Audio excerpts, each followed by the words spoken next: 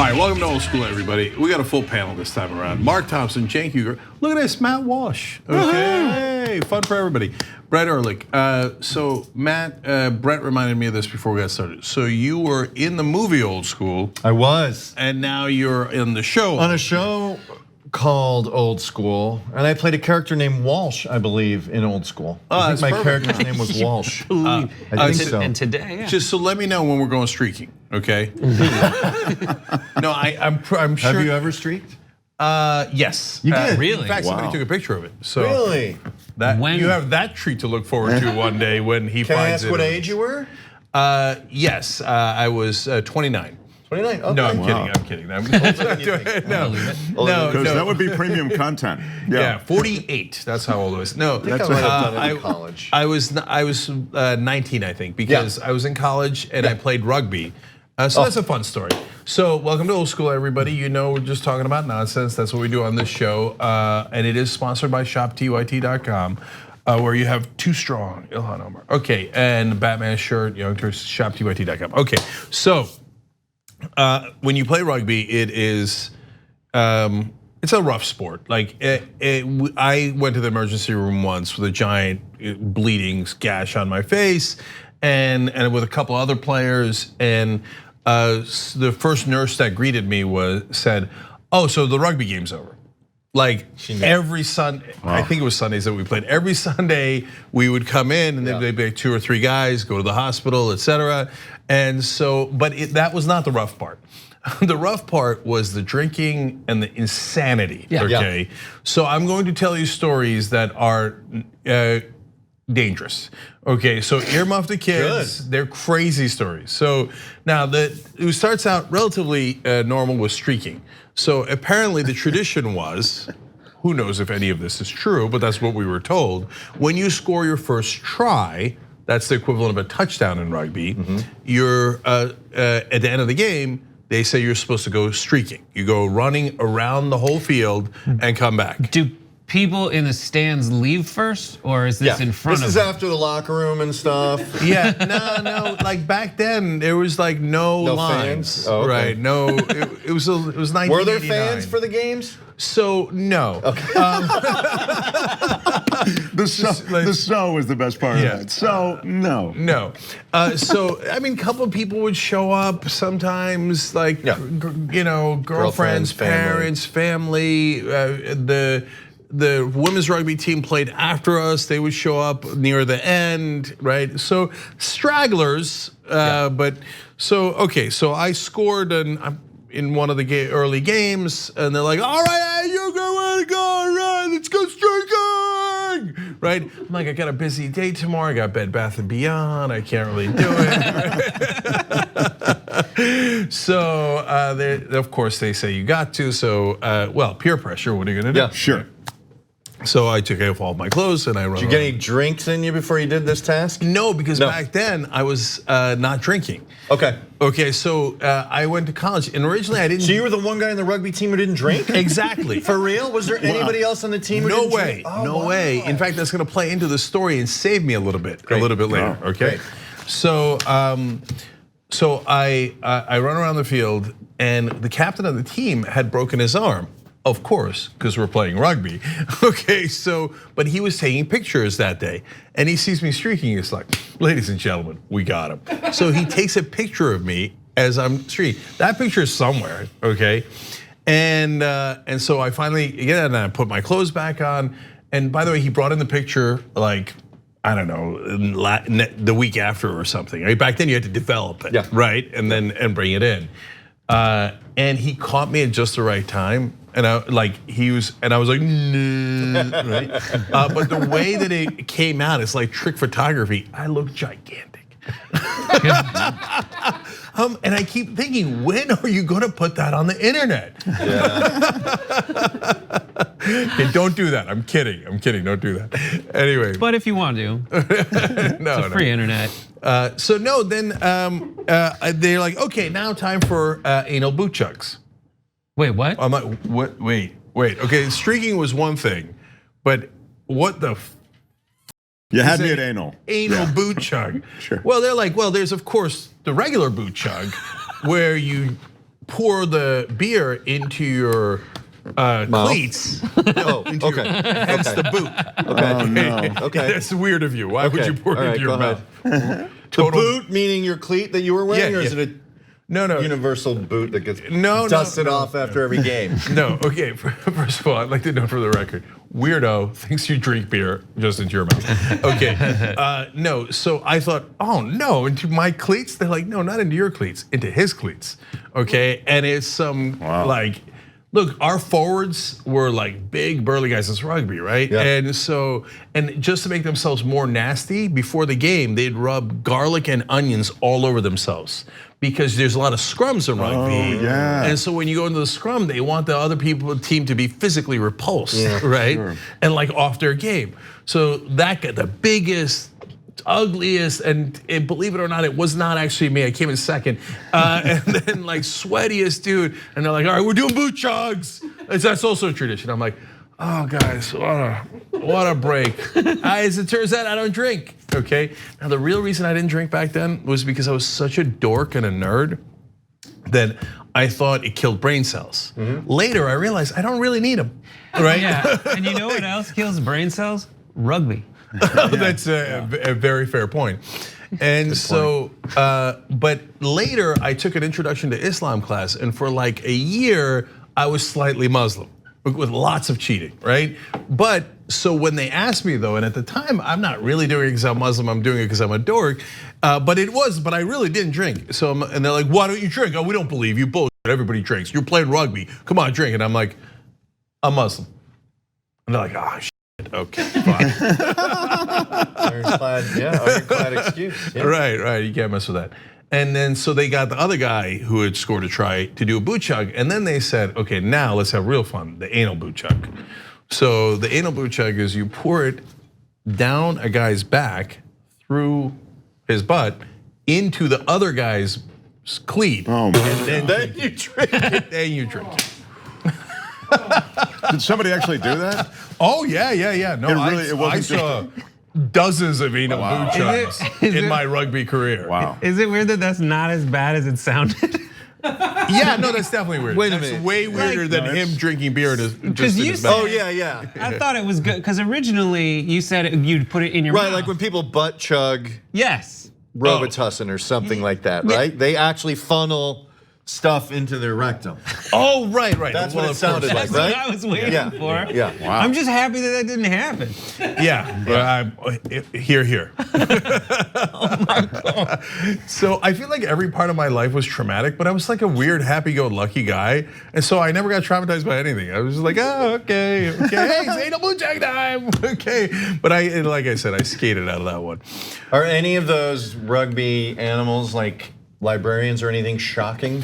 Oh, you're gonna love this story. Or like Oh city my God. planners? There's so many. No, Something better. mundane? Way better. Okay, so there's so many great rugby stories that I've forgotten. Good. So first, now we went to Penn. Okay, so it's an Ivy League school, and I was in Wharton. Okay, the business school. You have an undergrad department there. So now when I played football in high school, I was, let's say that my SAT scores, well, here, I'll give you a sense of it. And it sounds like unbearable bragging, so bear with me for 1 second if you can.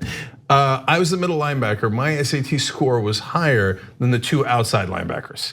They were twins. Combined? Yes, combined. Wow. Combined, okay. So I didn't really fit in on the football team. Yeah. So I assumed, I guess subconsciously, that the rugby team would be the same. Bunch of knuckleheads who rub garlic all over themselves and drink beer from their asses.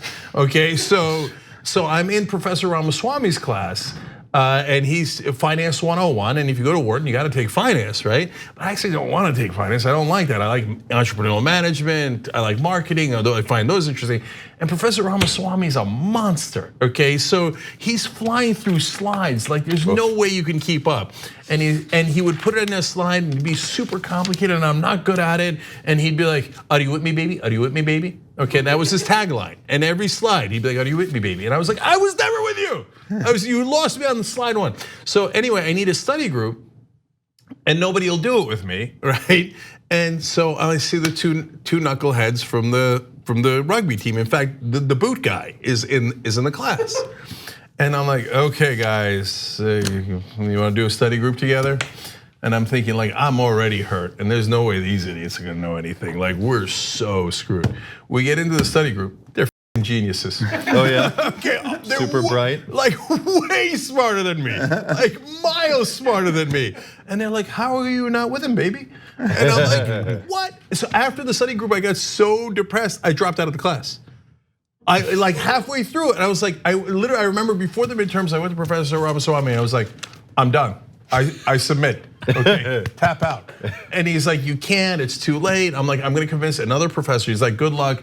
You got 24 hours to convince another professor to take you into his class halfway through the semester. Otherwise, you're gonna do that midterm, and it sounds like you're gonna fail. Jesus, right? yeah. And I found a professor who took me into labor management, thank God. Anyway, so it turns out the guys are actually really smart. They go to Penn, they were really bright. Yeah. And so then they didn't get in like Trump, they actually earned it. So many years later, I'm reading The Big Short, and it has a name in there. I'm like, that name sounds really familiar. What do I know that guy? No, it's probably just a common name, right? Greg, whatever, right? And then I was like, oh, he described him. Slicked his hair back and had wild, crazy eyes. And it triggered it for me. I'm like, oh my God, that's Greg from the rugby team. So he is Ryan Gosling's character Really? in Big Short. What? I played rugby with that guy. Really? And so the fact that he was an insane rugby player helped him. He's one of the guys who shorted the market. And everybody's like, Greg, you're crazy. What are we? You're right, and the whole rest of the market is wrong. He's like, goddamn right, it's true. Like Ryan didn't actually play him. Like if you know Greg, that was not Ryan is way too calm in that movie. I said Ryan like I know him, right?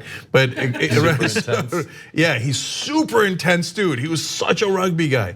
So no, they weren't librarians or whatever, but that he got a $50 million bonus from that year when he shorted the market at Deutsche Bank. Genius.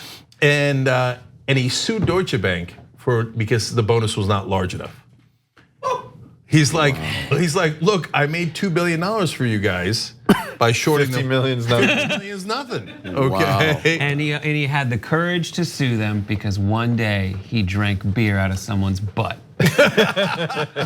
Now, so that I don't get sued, I don't remember the actual. You could read The Big Short, or you could watch The Big Short. I don't remember if it was exactly 50 million and exactly 2 billion. And I'm not saying Greg did the anal boot chugs. I'm saying the team did the anal boot chugs. I don't know. You just said Greg the anal boot chug guy. That's my favorite disclaimer. And how is that not saying that Greg did the anal boot chug? No. I said the guy in my study gurt. Oh, okay. Anal boot chug. It sounded like you said he did the anal boot chug. And he was not. They all did it, but with the maybe exception of Greg, I don't know. Okay, but that guy, it was his boot that we used. Oh, okay. And it might have been his ass that we used. Oh Jesus! Well, you certainly left yourself some room. Okay. I just like the power of peer pressure that makes everybody walk that line. Like everybody on the team drank butt juice. Yeah. Every person on the team. Yeah. -1. -1. So for religious reasons. Yes. But I did follow through because, like I said, 1 year I did actually become slightly more religious. So I actually was fasting on a day that we were playing a game because it was Ramadan. So I didn't drink at all, like water. You're not supposed to eat. You're not supposed to drink water. You're not supposed to do anything, right? So they saw me not drinking, not eating the whole day, and after the game, no water, nothing. They're like, oh, okay, he was Muslim. So it wasn't bullshit. When you were Muslim, did you do the prayers 5 times a day? Oh, that's a great story. But by the way, I like how we have Matt Walsh up. Haven't asked him a single question. Yeah, we'll get to that. Yeah, we'll get to you, Matt. We got like 90. The Muslim butt chugger right now. We got to talk about that. Shot. Okay, so now Turks will get mad at me, but they know it. Turks like to cheat in religion, right? Because they're like, you're not supposed to drink in Islam, but they're Turks. They want to drink, right? And so they love rakka, and they have their beers, they have their different drinks, and anyway, so they do drink, but they don't drink during Ramadan. Okay, now is that a real rule in Islam? Nope, totally made up. 100% made up. You're not supposed to drink ever, right? But the Turkish rule is, we can drink 11 months out of the year, but when it's Ramadan, Now we don't drink. And I've been in Turkey drinking during Ramadan because then I became an atheist. It's like my Irish buddies who don't drink during Lent. Exactly the same thing. Like, and I remember somebody in Turkey once yelled at me because I was drinking during Ramadan. They're like, hey. I'm like, dude, who are you kidding? I'm like, did you drink last month? And he's like, yeah, of course. I said, you know, in the Quran, it says that you're never supposed to drink. So shut up. Okay. So anyway, so then I become slightly more Muslim because I had this great Irish professor who taught me how great Islam was. And then, so I got into the book, so I started reading it more, Quran, and I was like, oh, Professor O'Brien didn't teach us this, and Professor O'Brien didn't teach us that, and that's how I became atheist. Because you read the Quran, it'll make you atheist real quick, okay? But that also applies to the Bible. I was like, look, I'm gonna give it a real chance. Maybe the Muslims got it wrong. Let me go read the Bible. Read the Old Testament, you'll never believe in religion again. Okay, so crazy stuff. I like the fact that the Islam professor's named Mr. O'Brien. Totally. Yeah. So anyway. So the 5 times a day. Yeah, so you're supposed to pray 5 times a day, including in the morning, like at 5 or 5:30 in the morning. Ain't no way I don't care, God, whatever, I'm not getting up at 5 in the morning. Okay, so now we're at 4 times a day, you're thinking. Right. No, so I came up with a perfectly Turkish rule. I was like, okay, how about if we pray 1 time a day, and it's like at a reasonable hour, but I do the prayer 5 times. So that's what I would do.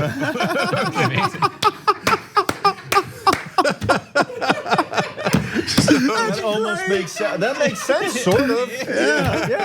Yeah. And Did you like finish it? Did you have like a rug and everything? No. Because like it would be funny if you you put the rug out and then you finished and rolled it back up. 5 times. Rug back out like reps. Like you did No, your really, reps. of course, there's a wide variety of Turks, but the Turks I grew up with were very secular, from the city, very educated, etc. So like, there are no rugs that we're rolling. They out, just look right? east and go like, "What's up?" And then they go right back. So no, look, you're supposed to be clean when you pray. So I'm like, what are you supposed to shower 5 times a day? Dude, this thing's mental, right? So no, when I showered, I'm clean. And the prayer I used, I don't know if it was the right prayer, but it was like the most common prayer. And it's like, says like, oh, there's no God but one God, and his messenger is Muhammad, right? Anyway, I don't want to, like in the old days, I used to make more fun of Islam. But now because of the right wing, I feel bad because they're actually, and look at this, I've got a Muslim on my shirt, right? But in the old days, it wasn't as divisive and so I could just be honest about the culture I came from. And I wrote this thing back in 2005 called Why I Love Santa Claus. And I talk about when you go to mosque, which I went to like 3 times in my life, everybody takes off their shoes to be clean. It didn't turn out that way. Like when you're praying and then you go down and some dude's sweaty socks are next to your nose, disaster. Best invention by churches and by Christianity ever is benches. Like separating people's feet from stinky feet. Yeah, no, because it's not just the stinky feet. You have to kneel the whole time. Oh, and the kneeler. Yeah, it's killing your legs. Yeah. And you're like, I'm like if you want people to stay in your mosque, in your religious building, give them benches. Give them benches, right? I think that was on the 6th day. God was let them have benches. Anyway, so it's a quick prayer to go back to that. And so ashhadu an la ilaha illallah, ashhadu an la, ashhadu an la, ashhadu an la, and we're done.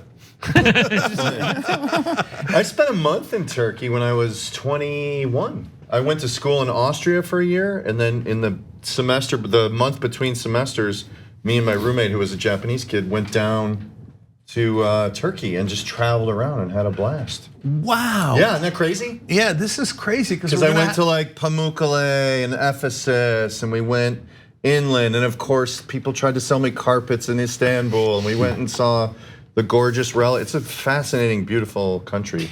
Yeah, okay, let me ask you this way. Well, this is how old I am. This would have been, the year would have been 85. Let's say January of 85. So I'm a young man then.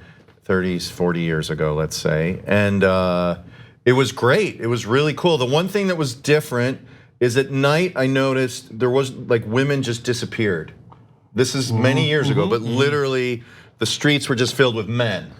And the other thing I noticed, great. It was just different. And then the other thing I noticed is like fashion was like a suit coat like this and then anything underneath. T-shirt, no shirt. Oh my God, I thought I invented that. I know. It turns out I was just Turkish. This is just my observations. Okay, I'm dusting off. Yeah. That's the thing around here, though. But also the insanity. He wears the blazer with a t-shirt. You know, we went to a TYT get together in Detroit, and Anna, I think it was Anna, looked around and she's like, "Oh my God, they're all wearing t-shirts and a blazer like you. What have you done?" Now I feel like, This is an observation from many years ago. So, but now I could be like, whoa, be cool. That's my culture. Yeah, that's right. That's my But the best thing is like because it's antique, you know, the culture of antiquity. You just stumble into like being in Rome. You're nowhere outside of Istanbul. I couldn't even tell you where I was, and you see like the Temple of Artemis. Yeah, it's one of the 7 wonders of the world, and there's no like flashing sign. It's just littered with history. You find not Mary Magdalene, supposedly Jesus, Virgin Mary's birth house is in Turkey. Yeah, that's right. We stumbled on it. Like just tons of moments like that is like, wow, it's really, that's what I loved about Turkey is it's just littered with, obviously Ephesus is a great city that they're recreating and archaeological digs are constantly going on, but there was just littered with stuff like that. And obviously the Blue Mosque and the fact that it changed over so many times, Christian, Muslim, like it's just littered with history. That's what I loved about Turkey. Yeah, 100% right. I mean, that's exactly my experience with it too. So smoking and tea. 100%. The other thing, somebody's either rocking a cigarette or a cup of tea, or offering you a cup of tea. Oh, 100%. They're drinking tea all the way until they get to alcohol at night. But like Turks love liquids. So tea, Rucka. Okay. So anyway, but you're 100% like, so I grew up only till I was 8 in Turkey. Then I grew up in New Jersey. So I'm mainly a Jersey guy, culturally, etc.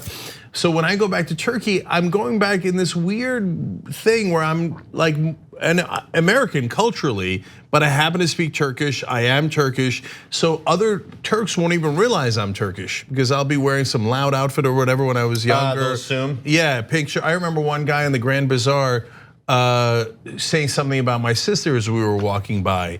And then somebody was like, "Hey, what if they're Turkish?" And he's like, "Look at that gay guy in the pink shirt. There's no way he's Turkish, right?" And I was like, "Actually, I'm not gay." I said in Turkish, and he's like, "Oh, sorry, I'm sorry." Right? And I'm like, you should be sorry, even if I didn't catch you. Anyway, but back then we go to Ephesus and those places, and Matt's 1,000,000,000% right. Pamukkale is the phosphorus fountain with the steps. Yep, that was built out of springs. It's like a white mountain. Yeah. It's almost like out of Game of Thrones. Yeah. And so, it's steps of hot bubbling water that were just formed naturally that keep bubbling up through this one spring, and because it's calcium or phosphorus, it forms these little like seashell pools, and it's gorgeous. It's insane. It's beautiful. Wow. So we're walking around one day, and we're trying to, like they say that it's one of the 7, Turkey is 2 out of the 7 wonders of the world, okay? And so Temple of Artemis. And then the mausoleum, King Mausoleum's mausoleum. Is that really King Mausoleum is his name? How do you come up with that? I don't know. If I said anything wrong about King Mausoleum's mausoleum, that's too good to be true. There's no way that's true. It's more likely that Greg did the butt chug. Anyway, look that up, Craig. So, but the original mausoleum, whatever thing, right? And so that one that was clearly labeled. We go there. I think it's around Bodrum, and you're like, oh, okay, no, that's super cool. And there's little caves. We went into a little cave, and bats flew out. We're like, oh, wow. Fun for everybody. Temple of Artemis. We're trying to find it. Yeah. And you're like walking around, we're like, where the hell is it? And some villager, because there's cows and they're, and they're crapping in the middle of the fields, and some villager, and again, I speak Turkish, so I'm like, Abi, where's Temple of Artemis? He's like, you're in the Temple of Artemis. I was like, what? And I looked around, there's like one tiny sign that says, by the way, Temple of Artemis, one of the 7 ancient wonders of the world. And you're like, oh right, there's the column. And there's literally stumbled. I think we were going home to our hostel and they bumped into a sign. It's crazy. And so Turkey is so undervalued. It's unbelievable because it's not like now it's 99% Muslim, and I think people have a view of like it's a little bit in Europe, it's a little Mediterranean, but it's mainly Muslim. I think is the popular perception. It's hard for me to tell because I'm Turkish, but But no, most of Turkey is Roman, Greek, Byzantine, Sumerian, Hittite, all those cultures, because it was in the center of the world. That's where civilization began.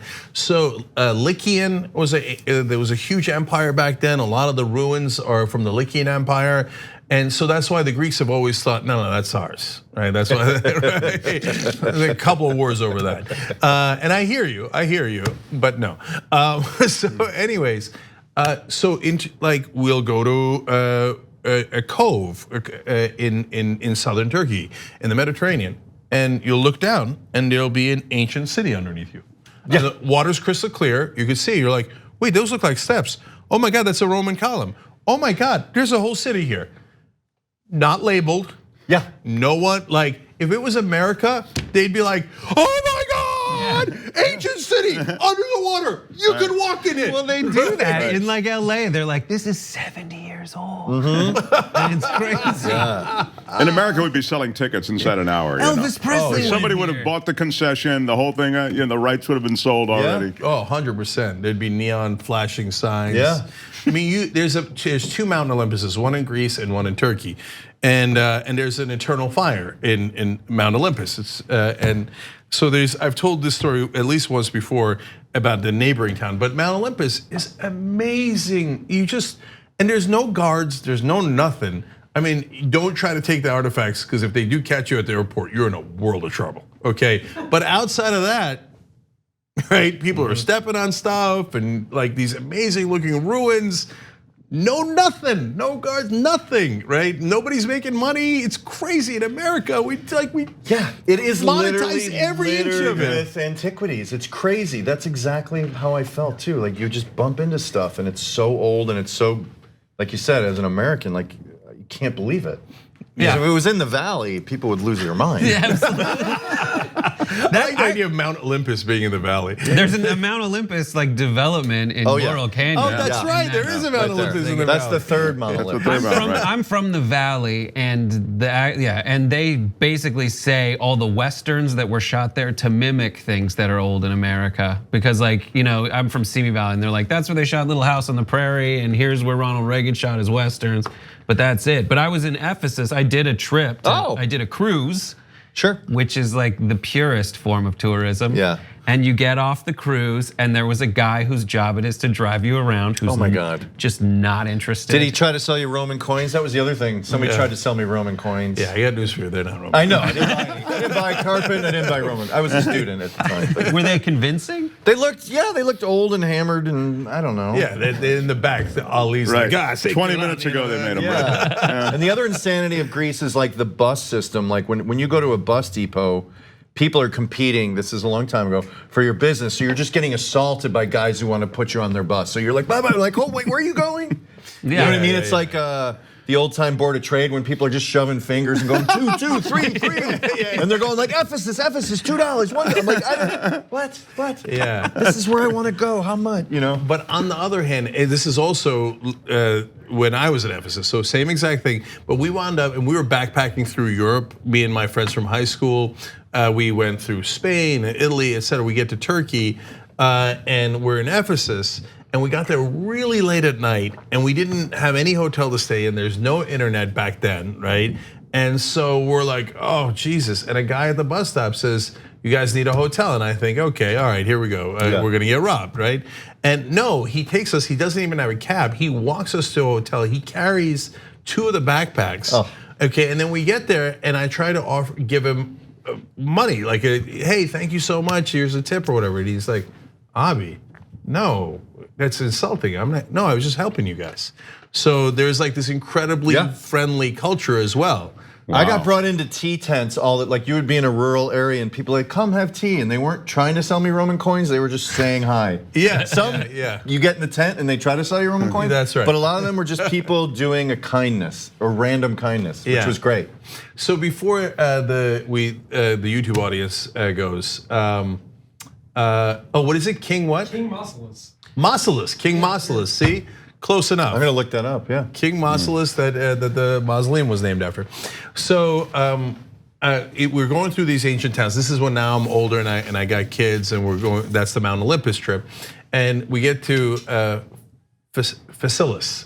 And so this is the town you read in the sign. At least they have a sign here. Now they've put up signs, and they're like, this town was famous for surrendering.